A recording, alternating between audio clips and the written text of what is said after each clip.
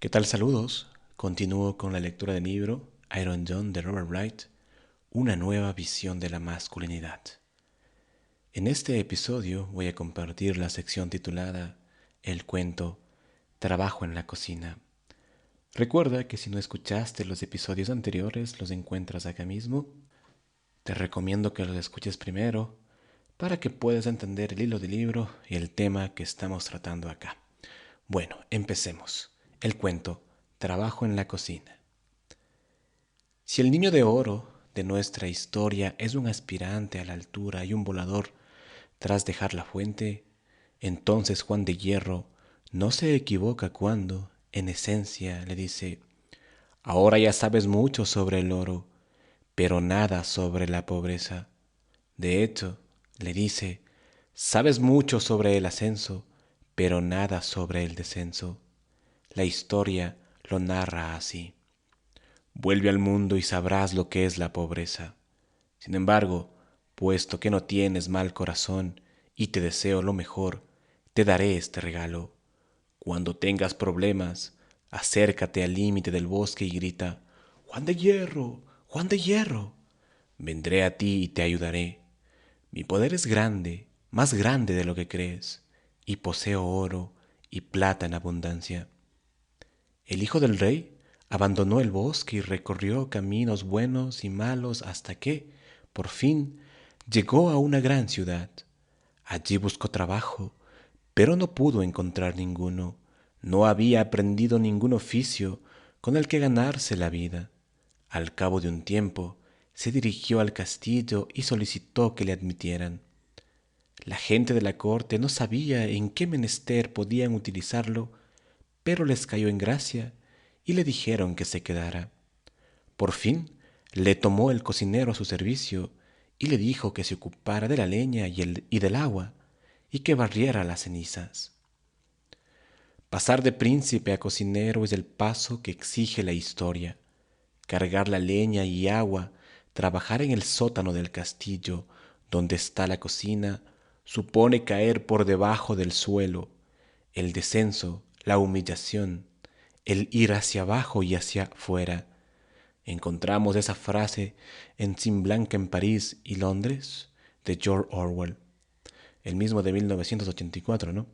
Cuando Orwell decide superar la ingenuidad heredada de su formación de clase media, también consigue un trabajo en el sótano y su novela está llena de la vida del subsuelo que llevó como ayudante de cocina en los grandes hoteles.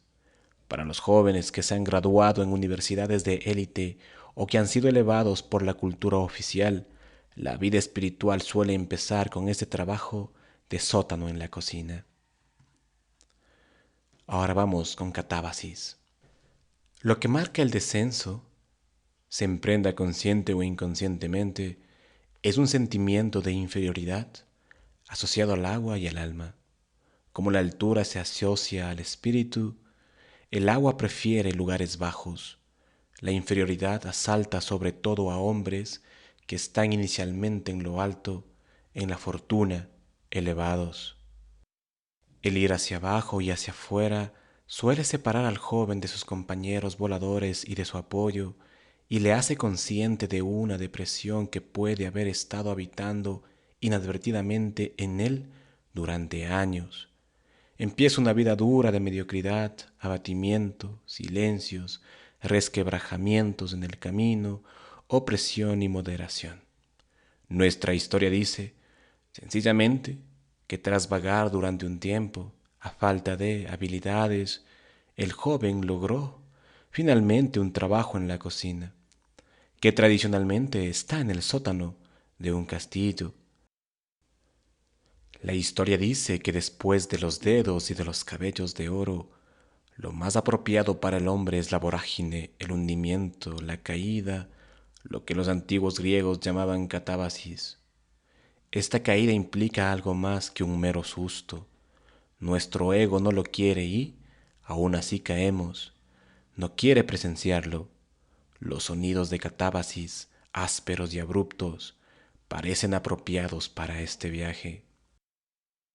Lo que digo, pues, es que el siguiente paso en la iniciación de los hombres consiste en encontrar la ratonera, La ratonera es el camino oscuro para el que no nos prepara Williams ni Haverford, el viaje que el hombre ascendente supone propio de hombres de clase inferior, el ir hacia abajo y hacia afuera. Cuando tiene lugar la catábasis, un hombre ya no se siente una persona especial. No lo es. Un día está en la universidad, alimentado y hospedado, a menudo con el dinero de otro, protegido por paredes de ladrillo construidas por hombres muertos hace mucho, y al día siguiente se encuentra sin hogar, recorriendo las calles, buscando alguna forma de preocuparse, buscando alguna forma de procurarse comida y lecho. La gente percibe de inmediato cuando uno está cayendo o ha caído. Los porteros te dan la espalda, los camareros te miran con desprecio, nadie te sostiene la puerta en el metro. Tu psicología interna cambia a la vez que aflora una vieja vergüenza. Caminas cabizbajo sintiendo que todo es inútil. El yo masculino interior cambia. Mientras aún somos grandes e ingenuos, dentro de nosotros vive un joven de rostro resplandeciente, expectante, optimista, acicalado, un príncipe. Al empezar el descenso, un hombre anciano ocupa el lugar del príncipe. Para nuestra sorpresa, toma el control un derrotado desvalido, antisocial, frágil y aislado.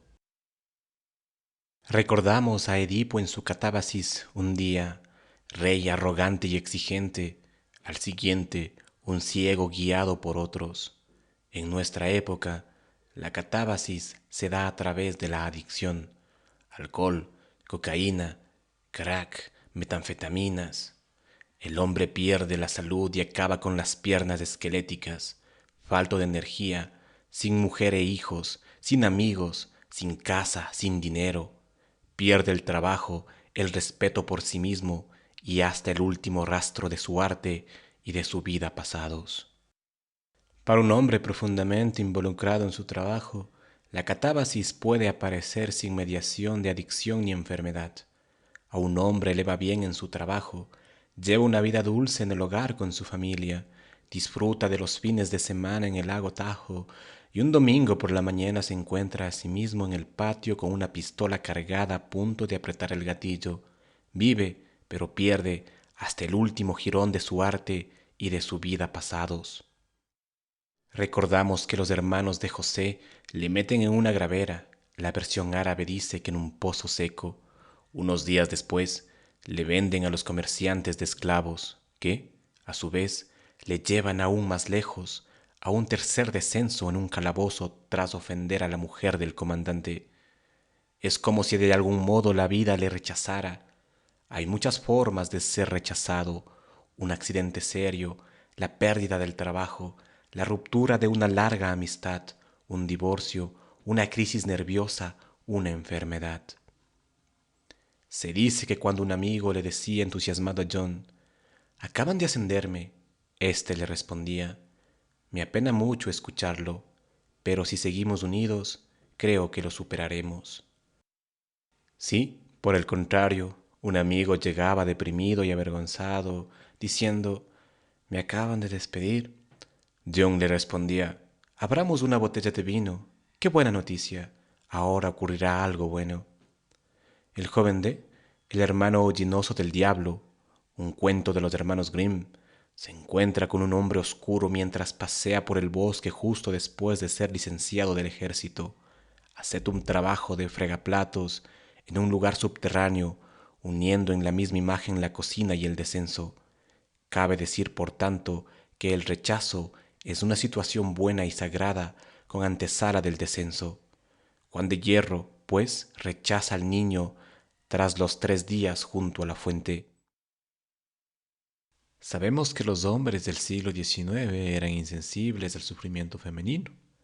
The Mad Woman in the Attic de Sandra Gilbert y Susan Gouvard describe la intensidad de ese sufrimiento.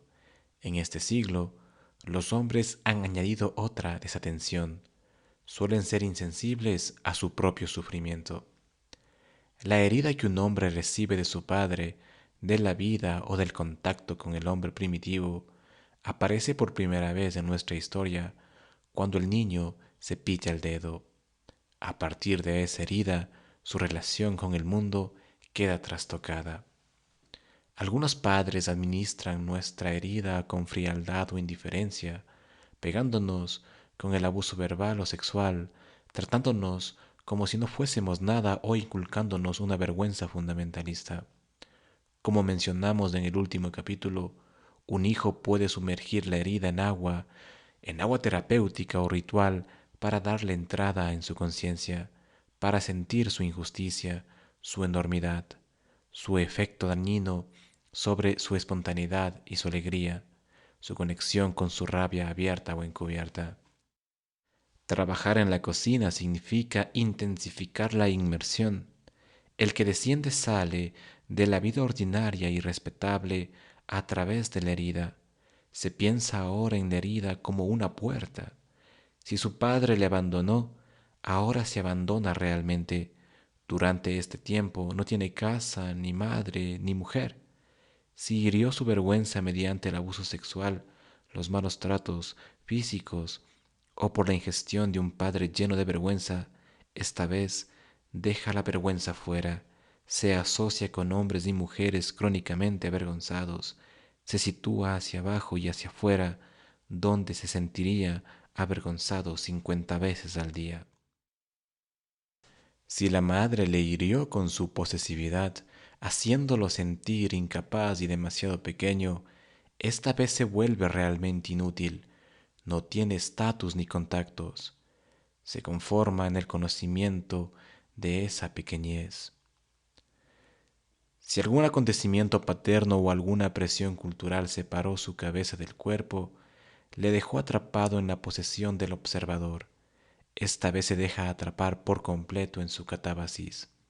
El poeta peruano César Vallejo, que pasó 10 años en París en lo más profundo de lo inferior y lo exterior, expresa bien esa inmovilidad. Es una araña enorme que ya no anda, una araña incolora cuyo cuerpo, una cabeza y un abdomen sangra. Hoy la he visto de cerca y con qué esfuerzo hacia todos los flancos sus pies innumerables alargaba, y he pensado en sus ojos invisibles, los pilotos fatales de la araña. Es una araña que tiembla fija en un filo de piedra, el abdomen a un lado y al otro lado la cabeza. Con tantos pies la pobre y aún no puede resolverse. Y, al verla, atónita en el trance, hoy me ha dado qué pena esa viajera. Es una araña enorme, a quien impide el abdomen seguir a la cabeza, y he pensado en sus ojos y en sus pies numerosos, y me ha dado qué pena esa viajera. El método de Vallejo ha sido descrito como una salida heroica a través de la herida. No sale como el héroe a través del heroísmo, ni a través de su invulnerabilidad, como el guerrero, sino a través de la herida. Escribió Vallejo en otro poema: yo nací un día que Dios estuvo enfermo. El ir hacia abajo y hacia afuera no requiere necesariamente pobreza, desamparo y un empleo de fregaplatos, pero sí parece requerir, en cambio, una pérdida de categoría, pasar de ser humano a araña, de persona de clase media a derrotado. El énfasis recae sobre la conciencia de la caída. En el divorcio, cuando la seguridad emocional de un hombre amenaza con desintegrarse, éste puede desandar su camino por la puerta mientras mira películas cómicas o asumir la verdadera oscuridad de la puerta que hay frente de él. El divorcio o inclusive el matrimonio puede ser el resultado de alguna herida de niñez del hombre, pero en cualquier caso, la crisis o la disolución del matrimonio reaviva la herida. El divorcio es, para la mayoría de los hombres, una especie de rechazo, como si a uno lo hubiesen despedido de un trabajo que asumió el día de la boda. Y la agonía de la separación de la figura de una sustituta de la madre, la sensación de inadecuación entre exigencias de más dinero, falta de calor o encanto en la nueva casa, sensación de rechazo y de aislamiento cuando la comunidad retira parte de su aprobación y su apoyo, las dudas que propicia el cambio. Todo esto se añade a un nuevo tipo de soledad. Si el hombre se niega a ser consolado, y considera todos los malestares como astutas manifestaciones de una herida aislante recibida en la niñez, entonces puede utilizar el divorcio, igual que cualquier otro fracaso serio, como una invitación para cruzar el umbral de la puerta, aceptar la catábasis, sumergirse en la herida y, a través de ésta, salir de su vieja vida. A menudo el momento de la catábasis no está exento de su propio humor negro. Un profesor espiritual al que conocía llegó en cierta ocasión a una bifurcación en la carretera que llevaba a su casa tras dar una charla sobre la Ilustración. El camino de la izquierda conducía a un motel en el que se encontraban unos amigos y donde sabía que habría alcohol y mujeres, y el camino de la derecha conducía al centro de meditación ascética que él dirigía. No pudo decidirse y el coche siguió de largo hasta estrellarse contra una pared de ladrillo amarillo en la que habían pintado en grandes letras un cartel publicitario de una tienda de artículos de broma. El resultado no tuvo nada de gracioso. Cuando dejó el hospital tenía un lado paralizado y permaneció así el resto de su vida. Recuerdo estas historias con una sensación temerosa. Las energías que exige la catábasis tienen grandes poderes bajo su control. El clima es el de la frase de Cristo: no saldrás hasta haber pagado el último céntimo. La catábasis lleva también implícito el concepto de desastre, introduciéndolo tal vez por vez primera en la vida del hombre. Otro hombre entregado a su disciplina espiritual, un volador pero también un esforzado trabajador, siempre dispuesto a ayudar a la comunidad, vio cómo ardían unos arbustos a un lado de la carretera. Detuvo el coche y al bajar corriendo para ayudar a apagar el fuego, vislumbró algo por encima de su hombro izquierdo. Un segundo más tarde un coche que volaba por los aires lo aplastó contra el suelo. También él acabó en el hospital, con las costillas y la pelvis rotas, tendido boca arriba. Hasta el día de hoy, el barco de su vida ha seguido flotando. La mayoría de nosotros, a decir de Thomas Transtromer, desplaza lastre de un bolsillo al otro para mantener el barco. De pronto, el barco se vuelca. Al tocar el agua, el náufrago se acuerda de los que se hundieron una noche con el Titanic en las aguas heladas, la gran montaña de hielo flotando a pocos metros de distancia. Antonio Machado dijo: 4 cosas tiene el hombre que nos sirven en la mar: ancla, gobernalle y remos, y miedo de naufragar. Un pastor luterano de nuestro pequeño pueblo de Minnesota había sido capaz de mantener a flote su bote en las envidiosas aguas turbulentas de la congregación. Actúa con firmeza y emplea la firmeza con su hijo de 16 años, que insiste en utilizar el coche de la familia, inclusive después de que el padre le ha dicho que no. El chico lo roba. El padre, al ver que falta, llama a la policía, que localiza el coche, lo persigue y lo detiene. El muchacho saca un rifle del calibre 22 del asiento trasero y mata al policía. En esta ocasión, el bote se hunde arrastrándolos a ambos. Parece como si algún poder en la psique dispusiera una severa catábasis si el hombre no sabe lo suficiente como para descender por sí mismo. Una depresión es una pequeña catábasis y viene dada por fuerzas ajenas a nosotros. Por lo general, la depresión nos sorprende con su llegada y su marcha. En la depresión nos negamos a descender, de modo que aparece una mano que nos hunde. En la aflicción elegimos descender. Desaparecidos los iniciadores en nuestra cultura, no aprendemos cómo descender por nuestra propia cuenta. Podríamos emplear la frase hundirse en el dolor para el acto consciente del descenso, pero a veces uno siente que en los Estados Unidos el hombre solo debe sentir dolor en un funeral. Algunos grupos sufíes turcos empiezan su trabajo nocturno repitiendo una palabra que les recuerda el dolor de lo que han hecho el año pasado. La emoción no gira en torno al pecado, la culpa o la vergüenza, sino a las omisiones.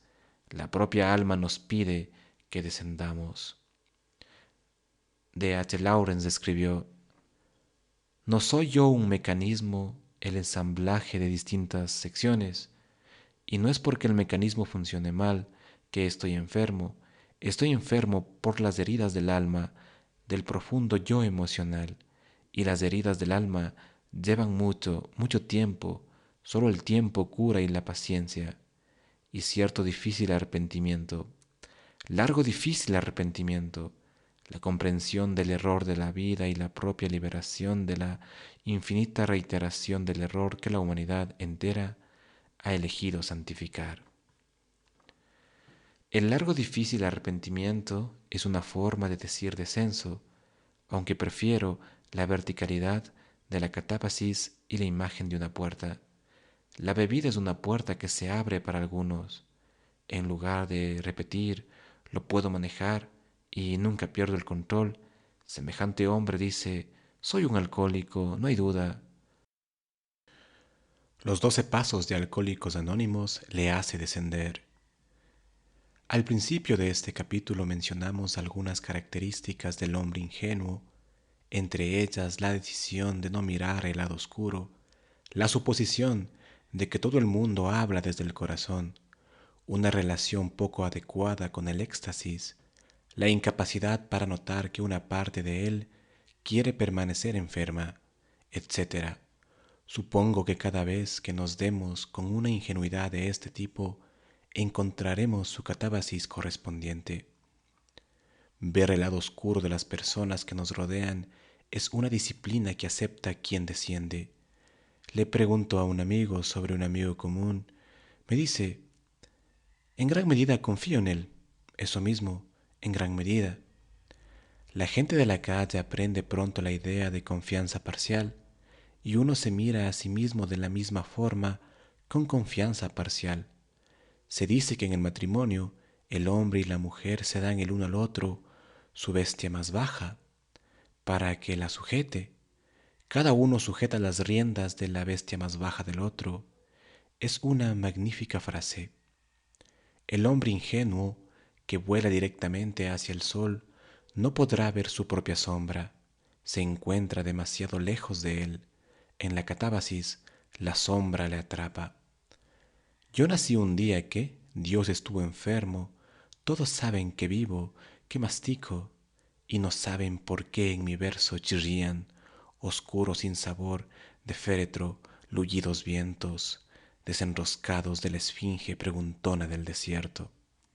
Yo nací un día que Dios estuvo enfermo, grave. En el camino del descenso, uno se instruye sobre el lado oscuro de Dios. El hombre ingenuo también puede recibir algo de instrucción sobre el lado oscuro de la Gran Madre. Tarde o temprano, también, el lado oscuro de la Gran Madre se cristaliza a partir del universo. Tiene que aparecer la amante negra, la de colmillos de jabalí asomando por la boca. Quizás en la vida corriente se presente como una mujer furiosa, asombrada por la incongruencia o la traición. El hombre experimenta a la mujer enfurecida, pero algo en la malicia de la mujer furiosa le pone enfrente. Quizá por primera vez, del furioso, el lado oscuro de la luna, el ogro que vive en la parte oscura de la luna, con alas de murciélago y pájaros desgarrados. Experimentar al maligno es una compensación por la vida más temprana, por encima de la tierra, ser alimentado con pescado y ave y con cosas delicadas. Cuando nos traicionan, el lado dentado del universo muestra sus fauces. Los perros negros se echan a correr detrás del carruaje. El despiadado cocinero mata a su hija y la entierra en el jardín. El mozo de cuadra extraviado le corta la cabeza al caballo mágico y la princesa es enviada a ocuparse de los cerdos. En la India, el lado negro de la Gran Madre se llama Kali. Las flores que cuelgan de su cuello pueden convertirse en calaveras y volver al estado original en una fracción de segundo. Solo Siva, una de las formas del hombre primitivo, puede hacerle frente. Y eso nos da un indicio de por qué en nuestra historia es el hombre primitivo el que inicia al joven. Pewil, el príncipe Divet, cuya historia relata el Mabinogion, no sube al trono hasta haber trocado su larga durante un año con el rey del submundo. En la práctica, esto quiere decir que durante un año siente a su lado todas las noches el cuerpo de la amante negra, la reina del submundo. O sea que para bajar hasta el pie de la colina no basta solo con tomar conciencia de nuestro lado oscuro o el de nuestros enemigos, por difícil que sea. En los cuentos rusos, Baba Yaga pregunta, ¿estás aquí para hacer una buena acción o para eludirla? Tocamos fondo solo cuando la hostil energía del jabalí de Baba Yaga ha reemplazado por completo, durante un tiempo, el eros infantil que cada uno de nosotros sentía cuando nuestra madre nos llevaba el pecho a la boca o cuando, más tarde, nos ponía un vaso de leche en la mesa o cuando nuestra primera y maravillosa novia nos llevó a la cama. Estos amores no tienen nada de malo, pero el descenso solo se completa cuando ambos han sido sustituidos por la energía con colmillos, cerdas y fauces de jabalí, el cuello rodeado de calaveras y el espíritu de la locura de Baba Yaga. Algo nos reclama allí, favorece el encuentro con la reina negra, quiere que el jabalí abra la boca, que la piscina de Grendel se llene de sangre, que la espada se derrita, que la mujer gigante meta al niño en su saco. Mientras esperan ansiosos conocer a Baba Yaga, los jóvenes de nuestra cultura a menudo suponen que pueden matarla. Imaginan una aniquilación, una victoria total, pero la historia deja claro que semejantes fantasías son propias de los hombres no iniciados. La única defensa contra el poder de la bruja es desarrollar una energía grande como la suya, tan cruel, salvaje, sagaz, tan clara en su deseo. Cuando un joven se presenta en el hogar de ella y demuestra estar a su nivel de intensidad, de resolución, de respeto por la verdad, puede que ella le diga, está bien, ¿qué quieres saber? Y bueno, aquí termino este episodio. En el próximo continuaré con la sección titulada El camino de las cenizas. Así que bueno, si te gustó el episodio compártelo, suscríbete, dale me gusta. Recuerda escuchar los episodios anteriores para que puedas entender el hilo del libro. De igual manera, si quieres apoyar al canal, lo puedes hacer desde el enlace en la descripción. Sin nada más que decir, me despido. Hasta una próxima oportunidad. Gracias.